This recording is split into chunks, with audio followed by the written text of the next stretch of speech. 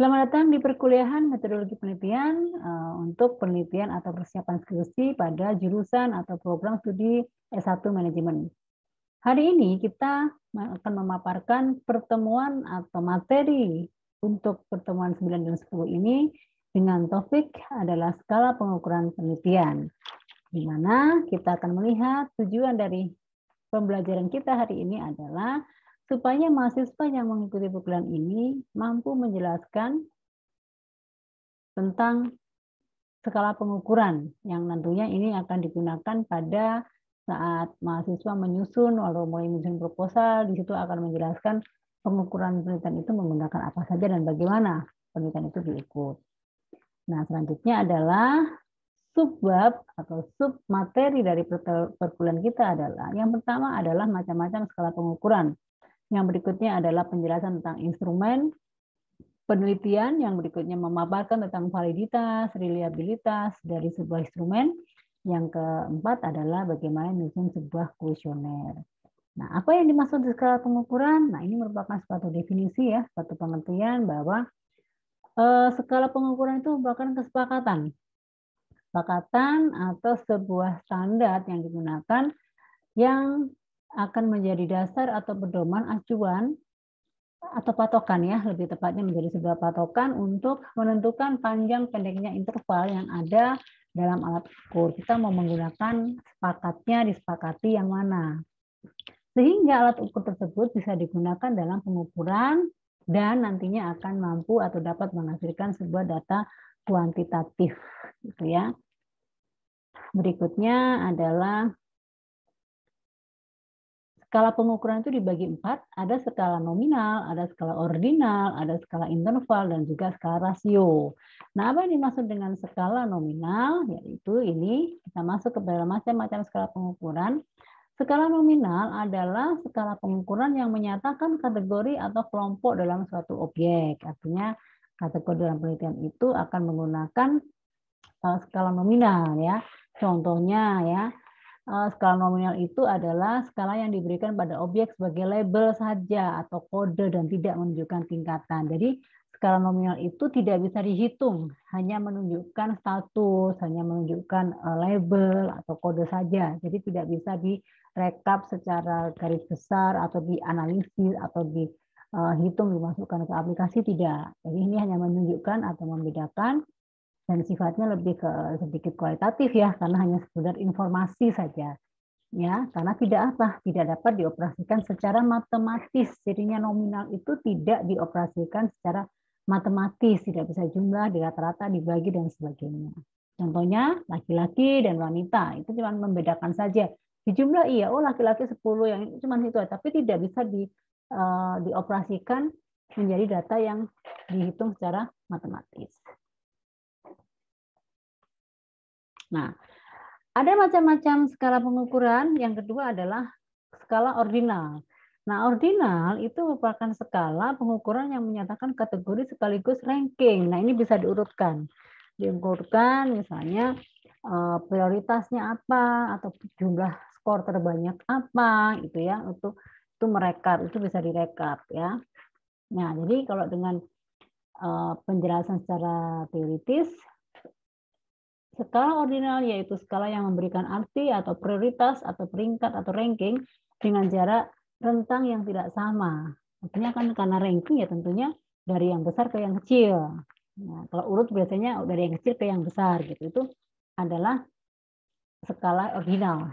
Ya, kita ingin mengukur preferensi responden terhadap 4 merek misalnya. Di sini kita contohkan ada 4 merek air mineral, ada Aqua, Aquaria, Aquasa, dan Aquasi misalnya. Ini siapa? Berapa orang peminatnya? Berapa orang yang suka dengan Aquaria? Nah, itu nanti bisa di-ranking, diprioritaskan. Ya, paling banyak siapa? Ya. Kalau misalnya ranking ya dari kecil yang besar, tapi kalau misalnya jumlahnya penggunanya berapa, nah itu juga bisa. Ini macam-macam. Jadi kalau ordinal itu tergantung juga kebutuhan, penyusunannya pun juga dibebaskan kepada si peneliti nantinya. Nah, berikutnya kita masuk kepada ini contohnya ya, ini contohnya tadi untuk prioritas misalnya bagaimana buku yang akan dibeli itu kita harus mengurutkan mana yang buku yang paling mendesak, paling urgent yang akan digunakan yang menjadi hal yang penting. Nah, itu akan diurutkan seperti ini. Atau kalau misalnya kita pernah dengar misalnya kuis gitu ya, apa namanya, yang paling itu paling banyak, paling itu, nah itu bisa dilihat misalnya. Ya, misalnya di Indonesia, urutan orang terkaya di Indonesia. Biasanya diurutkan yang paling kaya sampai yang paling kecil atau sebaliknya, yang kayaknya biasa aja sampai yang paling kaya sekali. Nah, biasanya itu menjadi prioritas atau diurutkannya seperti itu.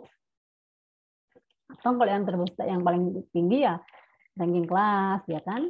Terus misalnya suara pemilu atau suara pilkada atau pemilihan RT RW dan sebagainya itu kan nantinya akan di-ranking setelah dengan suara terbanyak. Nah, itu biasanya seperti itu. Nah, setiap orang yang memberi nomor 1 sampai 5 pada pilihan yang berbeda, hal ini memberikan gambaran bahwa kita prioritasnya yang mana. Artinya banyak dari katakanlah 30 orang, dari 30 orang itu siapa? Berapa orang yang memilih agenda?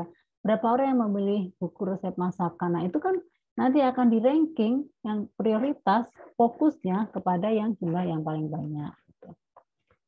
Berikutnya, yang ketiga adalah skala interval, di mana skala interval itu merupakan skala pengukuran yang lebih banyak digunakan untuk mengukur fenomena gejala sosial, di mana pihak responden diminta melakukan ranking terhadap preferensi tertentu, sekaligus memberikan nilai atau rata-rata. Nah, skala interval ini adalah sifatnya seperti skala ordinal. Skala ordinal kenapa? Karena memang tidak memiliki jarak rentang sama dan tidak memiliki titik nol absolut. Ya, tidak bisa dihitung secara matematis gitu. Sehingga kita bisa lihat seperti contohnya di bawah ini. Ya, ini skala dengan pemberian angka pada klasifikasi atau kategori dari objek yang mempunyai sifat ukuran ordinal, ditambah satu sifat lain yaitu jarak atau interval yang sama dan merupakan ciri dari objek yang diukur. Jadi, skala ini memiliki nilai dengan jarak yang sama. Contohnya kepuasan terhadap pelayanan suatu jasa dapat diberikan skala 1 sampai 5. 1 berarti yang paling kecil, yang tidak puas, 5 paling besar adalah sangat puas. Yang keempat, kita masuk ke skala rasio, ya skala interval yang memiliki nilai dasar atau base value yang tidak dapat diubah. Nah, dengan kata lain, skala rasio ini adalah skala yang memiliki sifat skala nominal, interval, dan ordinal. Skala ini dapat dioperasikan secara perkalian atau pembagian atau bagaimana skala itu atau skala rasio ini juga memiliki titik nol absolut. Contohnya, umur responden memiliki nilai dasar 0 misalnya. Skala yang dapat memberi arti perbandingan perkalian. Contohnya, berat badan Karin 40 kilo, berat badan Roni 60 kilo. Rasio perbandingannya adalah 3:2 misalnya gitu. Berat badan Roni 3/2 berat Karina gitu. Jadi nilainya kedua memiliki arti. Ada arti, ada nilai nol absolut yang bisa diterjemahkan dengan penyampaian pada skala rasio ini.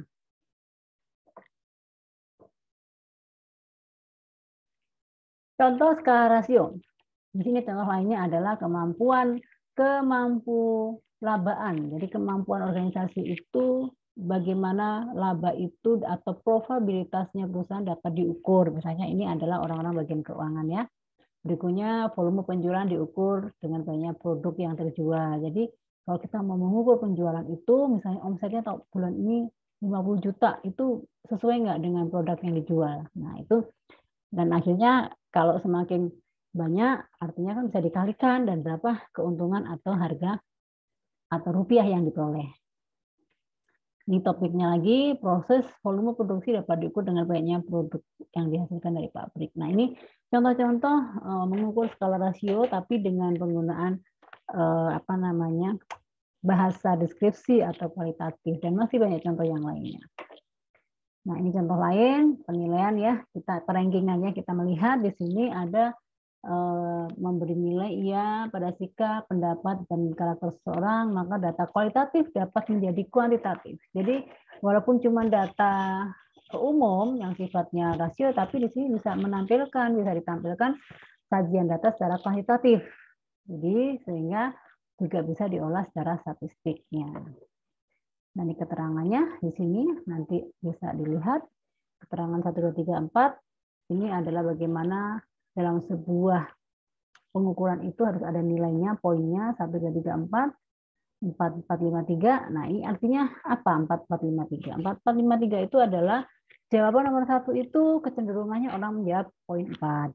Orang kedua, jawaban nomor 2 kecenderungannya memilih nomor 4. Nah, ini kan ada beberapa pertanyaan atau statement yang harus diisi gitu ya.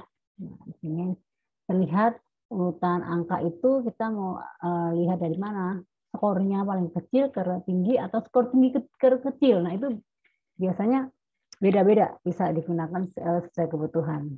Nah, kalau kita lihat dari sini contohnya 435, 475 dan 425 pada kolom TOEFL merupakan skala interval. Jadi kita mau lihat dari 430, nah ini kan tidak berurutan, tapi kita bisa mengukur 430 ke 500 itu berapa.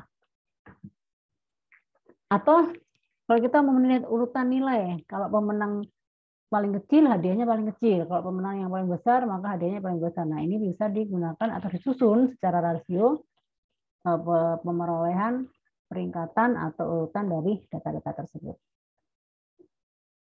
Ini kalau kita lihat, kita simpulkan begini ya, 4 tadi ya, macam-macam pengukuran itu, kita bisa lihat 4. 1, 2, 3, 4. Nominal dan ordinal itu menjadi dianggap sebagai data non-parametrik karena tidak bisa dihitung atau dirumuskan secara matematis dan lebih cenderung masuk ke kualitatif data. Jadi paparan tersebut boleh nggak ada angkanya, tapi itu maksudnya lebih ke kualitatif data. Hanya dipersepsikan harus asumsi ya, tentunya asumsi. Nah, sementara yang interval dan rasio ini sudah masuk ke parametrik. Parametrik itu lebih cenderung ke kuantitatif data, sehingga mahasiswa perlu mempelajari pertemuan atau mengkritikukan ini atau supaya tahu kita penelitiannya kan harus kuantitatif nih. Berarti yang wajib ada apa, alat ukurnya atau pengukurnya seperti apa. Berarti harus bisa mengukur intervalnya dan juga rasionya.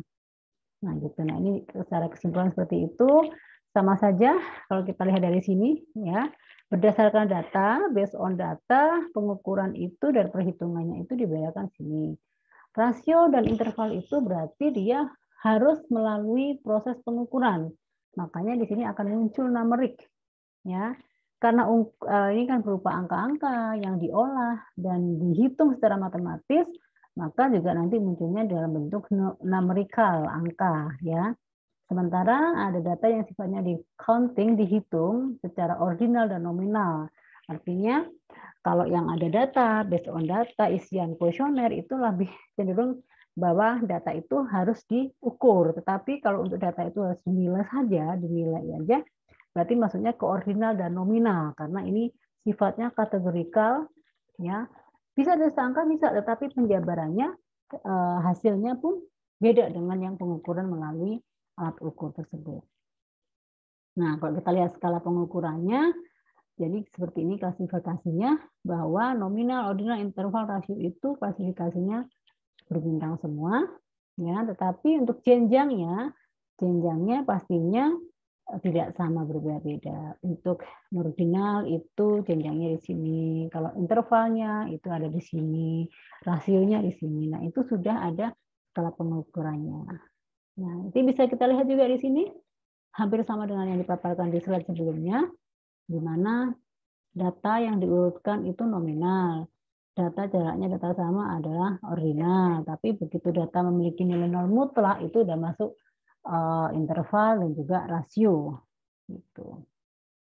Ini skala interval. Kita sekarang masuk ke skala interval. Skala interval itu ada 4. Skala interrecord, skala Gutham, semantik, diferensial, dan juga rating skala atau skala rating. Nah, kita akan fokus kenapa kok interval itu dibagi-bagi. Sekali lagi, kita setiap penelitian itu harus menyesuaikan. Kita memiliki skala berapa dalam bentuk soal atau kuesioner yang seperti apa. Itu harus diperhatikan juga itu ya. Nah, kita akan kupas satu persatu di sini. Skala Likert. Skala Likert itu adalah skala yang memang secara umum banyak digunakan dalam setiap penelitian. dari mulai S1, S2 sampai S3 pun masih menggunakan skala Likert karena ini mungkin yang dianggap paling mudah, yang paling ramah, yang paling efisien dan mudah dipahami oleh si pengisi atau pengguna. Kalau seseorang itu tidak bisa membaca, mencerna atau mempercayakan suatu informasi, itu akan menyulitkan si pengguna. Dalam hal ini responden ya, kalau dalam penelitian responden. Dapat disimpulkan bahwa skala Likert itu adalah dengan memberi nilai angka pada sikap, pendapat, dan karakter seseorang, maka data kualitatif akan menjadi kuantitatif. Jadi Likert ini, walaupun isinya setuju tidak setuju, gitu kan? Apakah Anda pernah ini? Apakah itu disampaikan? Nanti munculnya angka. Jadi rekapan itu munculnya data atau isian responden itu, di mana data itu akan berubah menjadi kuantitatif setelah dilakukan perhitungan secara matematis dan diolah secara statistik juga. Nah, ini skala Likertnya. Contohnya biasanya skala Likert itu diberi nomor A, B, C, D, E atau 1, 2, 3, 4, 5. Sangat setuju. Apakah Ibu setuju dengan adanya digital online? Setuju, enggak setuju enggak? Nah, itu nanti pilihan. Misalnya, itu ya contoh-contoh saja. Berikutnya adalah skala Likert itu diberi skor. Jadi kalau yang baik sekali skornya paling tinggi. Kalau yang biasa ini, kalau yang kurang ragu-ragu, nah itu ini adalah penskoran atau penetapan ukuran penelitian yang kita digunakan. Kita mau menggunakan instrumen dengan skala berapa gitu. Jadi nanti kita akan biasanya yang paling umum ya 5, paling umum 5. Nah, ini adalah skala Gutham. Skala Gutham itu adalah pengukuran dengan jawaban yang tegas, yang datanya didapat secara interval atau rasio. Nah, skala Gutham sendiri, Goodman sendiri dapat dibuat dalam bentuk pilihan ganda. Nah, ini checklist ya, pilihan ganda A, B, C, D, E. Nah, itu adalah skala-skala yang digunakan. Nah, berikutnya adalah contoh dari skala Gutham itu adalah skala pengukuran dengan 2 jawaban tegas data yang didapat secara interval dan rasio. Contohnya adalah ya, tidak, benar, salah, positif, negatif, setuju, tidak setuju, pernah, dan tidak pernah. Ini yang sering terjadi, atau kalau misalnya penelitian itu menggunakan pengukuran menggunakan skala Guthman gitu. Nah, ini adalah semantik diferensial. Nah, ini adalah sebarannya. Jadi bersahabat tidak bersahabat ini jaraknya. Jadi kalau misalnya bersahabat pasti 5, tidak bersahabat pasti 1, ya ragu-ragu. Ini yang 4 biasa-biasa aja. Nah, itu adalah semantik diferensial. Tapi yang paling aman yang saat ini sudah sangat direferensikan yaitu adalah menggunakan skala Likert secara umum. Ini rating skala rating. Tadi juga sudah diulas sekilas ya. Ini bila ruangan sangat baik, bila ruangan baik, ruangan kurang baik, dan sangat kurang baik. Ini pilihannya. Nah, rating skala juga bisa menghitung secara ini ya. Secara ini diklat atau mata kuliah ini bisa disusun seperti ini, sudah diklat. Jadi misalnya kita mengikuti pelatihan, ada pre-test dan post-test, nah itu juga bisa menggunakan pengukuran skala ini. Bagaimana penguasaan Anda biasa-biasa aja, bagaimana kemampuan kompetensi Anda selama pelatihan luar biasa. Nah, itu kan ada 2 pertanyaan atau 2 kuesioner menggunakan perankingan atau perata skalanya, dan itu akan digunakan pada saat ke lapangan baru ketahuan responden Anda mengisinya seperti apa. Nah, ini instrumen penelitian itu ya pada prinsipnya meneliti adalah melakukan pengukuran terhadap fenomena sosial ataupun alam. Jadi sedangkan sehingga harus ada alat ukur yang baik instrumen penelitiannya supaya bisa membantu hasil atau analisa penelitian dari Anda. Kalau mereka-reka nggak bisa, kalau direka-reka tentunya itu akan merugikan bagi kita semua. Nah, instrumen penelitian itu contohnya bagaimana mengukur panas, bagaimana mengukur suhu, bagaimana mengukur panjang, misalnya ini hanya contoh sebagian besar. Tentunya kalau di bidang perekonomian, bisnis, manajemen pengusahaan itu kan juga memiliki pengukuran yang fenomena yang sering dilakukan oleh banyak perusahaan. Di instrumennya, jadi sebagai alat yang digunakan untuk mengukur fenomena alam dan alam maupun sosial yang diamati. Ini instrumen yang digunakan untuk ekonomi bisnis, untuk dalam hal penelitian. Nah, ini contohnya pilihan ganda pun bisa diceklis, dilingkari atau disilang. Biasanya seperti itu. Ini ya, instrumen yang dipilih dalam penelitian itu ada 3, angket, observasi, wawancara. Tetapi yang ampuh adalah mengisi angket real, bukan Google Drive. Dan itu atau sebaliknya, bahwa kita akan mendapatkan instrumen pada saat kita melakukan observasi, baru kita bareng-bareng menyusun sebuah instrumen, tapi tentunya harus mengikuti yang sudah direferensikan atau sudah dilakukan oleh peneliti sebelumnya. Itu banyak sekali boleh.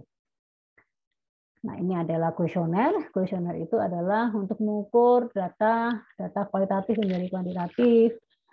Kuesioner itu adalah alat ukur saintifik, itu sebagai merupakan instrumen yang banyak digunakan untuk mengukur data kualitatif, seperti sikap, pendapat, moral, dan sebagainya. Atau di sini ada skala yang dipakai menggunakan skala normal, interval, dan ordinal.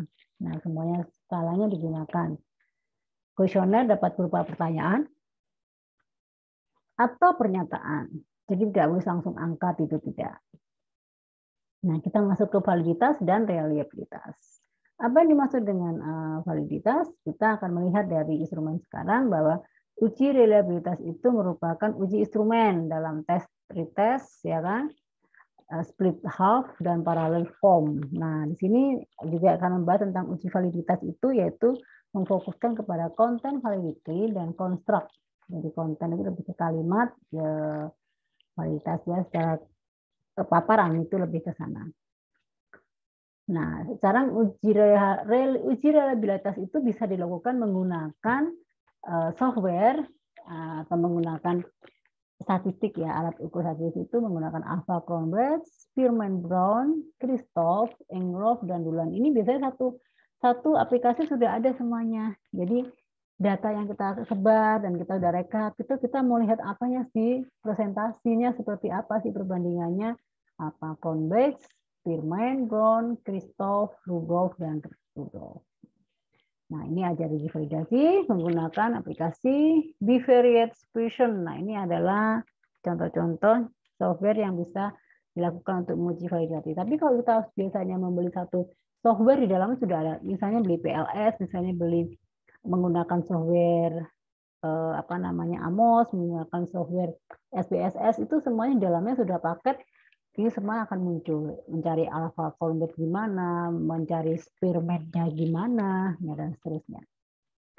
Nah, validitas instrumen sendiri itu apa? Nah, instrumen dianggap valid, dianggap bisa digunakan, yaitu instrumen yang sudah dilakukan atau diukur dengan menggunakan data yang agar data itu lebih valid, lebih afdol, lebih sah. Ya, valid berarti instrumen tersebut dapat digunakan untuk mengukur apa yang seharusnya diukur. Artinya kuesioner itu benar, pertanyaannya, statementnya itu sesuai dengan yang kita harapkan. Ini yang mengisi adalah kelompok ini, alasannya apa? Nah, tentunya kita punya alasan, argumen menggunakan kuesioner tersebut.